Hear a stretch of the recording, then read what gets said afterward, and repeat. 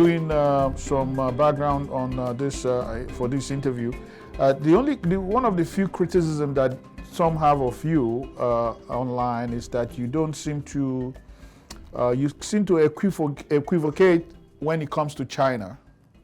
You don't seem to argue strongly against China's presence in Africa, like some of us in the Pan-Africanist sector do. I would say that there are some isolated incidents that are very concerning, but at the same time, we will sit down and engage each other. Many of those who are criticizing China, they're not critical of the Corporate Council in Africa. They're not critical of the Council of Foreign Relations. They're not critical of the West. So from the vantage point of looking at some of the things that China, isolated incidents, are we distinguishing isolated incidents from policy? Because, for example, let's look at Southern Africa, where 67% of the workforce is connected to the agroeconomy. They have built 20 agricultural training centers on the African continent, 7 of them in the southern region of Africa. And this is to train indigenous African farmers to use technology and other methods to enhance their efforts, and especially in an area where droughts are becoming more problematic. But after the training is over, they turn those centers over to the Africans, and the Africans run those centers. We're not going to ignore history. We're not going to ignore what they did in Tanzania with the railroads. We're not going to ignore what they're doing right now. That is certainly positive.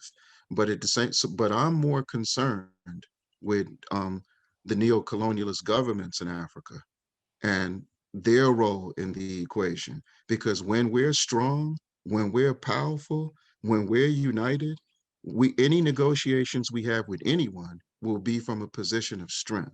Do you think it's demonizing China to point out some of the very threats that we see? I go to Africa quite a bit, and I've been to China, and there's definitely legitimate concern, and that is not at the exclusion of not recognizing what Western neo-colonial powers have done and continue to do in Africa. But it's just pointing out that that China seems to be gaining on the West, and so yes, it's understandable if they are also they are putting out propaganda out there to counter that. Nkrumah answered that question many years ago. He said, we don't look east, we don't look west, we look forward. But obviously what he's talking about is dealing with them from a position of strength. And when you have 99% of your governments in Africa are neo-colonialists, obviously we're vulnerable. So the key is to bring about changes there. When we bring about those changes there, then we'll be able to deal with anyone. So even if we feel the solidarity is wavering, even if we feel the solidarity is being compromised, we'll make the appropriate adjustment. So for us, we want to take power and have complete power. And when we have complete power, then we'll be able to deal with everything and everyone accordingly. Do you agree that for Africa, for us to have control of our resources and our future in Africa, that an integral part of that is to bring along Africans in America, which is a superpower on its own? I do not accept the Democrat and Republicans' definition of America. They can have that. America's the Western Hemisphere, so we're talking about nearly 200 million Africans. But if you're talking about the 45 million Africans in the United States, it's a question of how they come home. If you come home like Frantz Fanon came home from Martinique and you joined the fight, if you come home like Kwame Ture went home to Guinea, if you come home like Malcolm went to Ghana, if you come home like the original, like Du Bois and his wife, Shirley Graham, went to Ghana, if you come home like Alice Wyndham went to Ghana, like Julian Mayfield went to Ghana, that's fine. But that's what I'm saying when we talk about the Pan-Africanizing of neo-colonialism. But if you come home like Muhammad Ali and George Foreman and you fight for Mobutu's blood money, that is not something that we feel.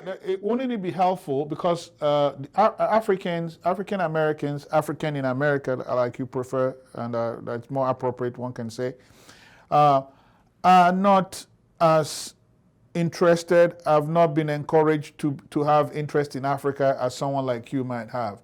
So it now dawns on us, some of us that are interested we're doing work to bring that about. exactly. So They in doing come that in. work, wouldn't it be, in your case, are you working with other Pan-Africanists, other organizations to broaden the effort for this cause, working to really bring the Africans in America into the fold so that it's a more cohesive, more powerful movement? In Ghana right now, the most revolutionary thing going on in Ghana, Yes. and because of the approach we take to it, there's been a school in Ghana that was set up in 1999 called the People's School. And the whole curriculum is centered around Osajifo Dr. Kwame Nkrumah's books from elementary through high school. And we've been working with that school. The brother who is the principal of that school, Keely Seka, we've worked with him for 31 years. He's been in Ghana since 1999. We have a comrade who's been in Guinea-Bissau working with the Party for the Independence of Guinea and Cape Verde, Amilcar Cabral's party, formed in 1956. He's been in Guinea-Bissau since 1987. When we went to Zimbabwe and we did the work that we were doing, we've brought people back to Zimbabwe to complete part of their residency. We've brought people to Zimbabwe to do Bitcoin projects. We organized 3 albums of music calling for the lifting of sanctions on Zimbabwe, where artists from all of the diaspora, we've done 3 albums with Mutulu Olubala from Dead Prez, the internationally acclaimed hip hop group Dead Prez. People can get the music on battlecubazim.wordpress.com. It's free. We're not selling it. 100 songs of music, 3 albums. That's how we contribute. Through the Mass Emphasis Children's History and Theater Company, we organized a fundraiser for the cyclone victims in Mozambique, Malawi, and Zimbabwe a couple of years ago. And we raised $5,000 in 45 minutes just to show people how we can get churches to present an alternative to the humanitarian, to the bribery that goes on, because we know that the West has always used humanitarian aid as bribery. When Nkrumah put out the book Neo-Colonialism, The Last Stage of Imperialism, the United States was going to send $33 million in humanitarian aid to Ghana. But after they saw the content of that book, they withheld the money. What we're doing now, we're going to be sending medical equipment and other technical support to Cuban medical personnel on the African continent, to 4,000 of them. That's how we want to contribute. So we just have to make sure that people's burning desire to embrace their homeland is not exploited by neo-colonialist governments who are obedient to the West and only to stay in power, and are exploiting the strategies like, for example, let's look at Ghana. Kufa Addo, the current president of Ghana, his uncles started the first opposition party to Nkrumah. They were involved in the coup. Every government after Nkrumah has used the tactic of bringing the repatriates back to Ghana. But if our only interaction on the ground in Ghana with the Ghanaians that have always been there, if our only conversation is going to be with them is to clean our toilets and to cook our food and to drive us around and to go to the shops for us, if that's the type of climate that we're creating, then that's going to be problematic. But we have to go through that in order to reach our ultimate goal. So, and Du Bois told us a So long in that time. realm, what do you think of Let me the year finish. of Let me return? finish real quick. Okay, go ahead. So Du Bois said at one point in his thinking, he thought of Africans on the continent as his children, whom we educated Afro-Americans would come home and lead to liberty. But then he realized that Africans in the United States were not in a position to dictate that. And at a moment where we're talking about generational wealth in this country and talking about being exploited comfortably, and talking about integrating the one, because they say that Africans are 1% of the world's billionaires, instead of addressing the 400 million people who live on $1.90 a day. So if people are coming in the tradition of struggle to fight and we're educating them, we work with children, like I told you. So we're looking to reverse this current trend, but we are not looking to advance neo-colonialism on a social, through tourism, through art, through spirituality, through politics, through journalism, through law. We defeated military neocolonialism. Civilian neocolonialism is next, and they want to use tourism to promote neocolonialism. We're getting prepared to deal with that, and we're very optimistic. And Maurice Bishop in Grenada warned us about this in 1979, how tourism will be used by the imperialists and the colonialists to extend their grip on the African world at home and abroad. So we're glad that the year of return is happening so people can get an illustration, an example of it. But the thing is, we must offer an alternative.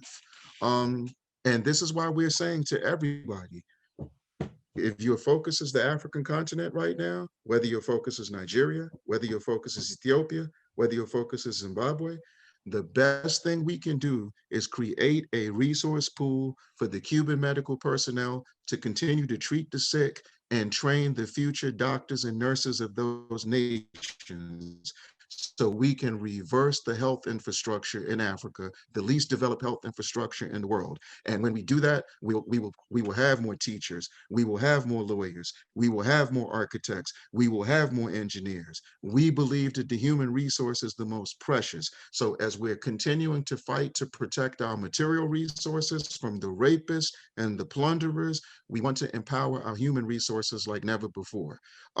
Umar Johnson, if he's willing, he can work with us. We've met him before. He signed on to an appeal we did where we were saying that the African Union should create this resource pool for Cuba's work in Africa. But of course, they're going to say that they don't have the money. And in many instances, they don't, because their economies have been looted by neo-colonialist leaders. So let us in the diaspora can take care of that. He's more than welcome.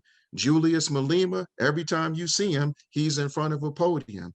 The EFF and the ANC can come together and champion this effort in what's called South Africa, since they have strong ties to Cuba.